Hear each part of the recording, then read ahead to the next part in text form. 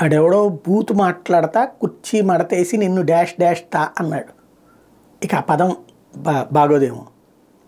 దాన్ని ఇక మనకి ఇది సోషల్ మీడియా యుగం కదా, చివరికి ఆవిడెవరో చేపలు అమ్మితే కూడా దాన్ని కూడా బేస్ చేసుకుని జబర్దస్తులకి తీసుకొచ్చేసుకున్న రోజులు కాబట్టి ఈ కుర్చీ డాష్ డాష్ తాకాస్తా అంతా వైరల్ అవ్వడం ప్రారంభించింది.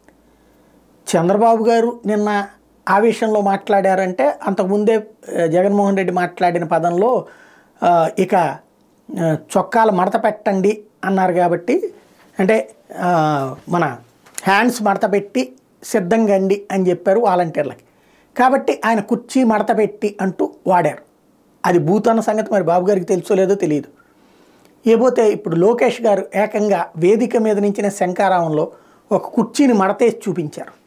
అంటే కుర్చీ మడత పెట్టి అంటూ. ఇది బూత్ అని మరి ఆయనకైనా తెలుసో లేదో తెలియదు. ఓవరాల్గా కుర్చీ మడత పెట్టడం అంటే అది ఏమైనా పెద్ద విశేషమా? కుర్చీ మడత పెడితే ఏమవుతుంది? కుర్చీ మడత పెట్టి కొడతారా?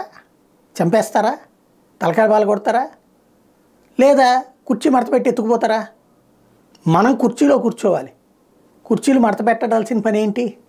అదే ఇక్కడ అసలు సంక్షోభం, అసలు సందేహం.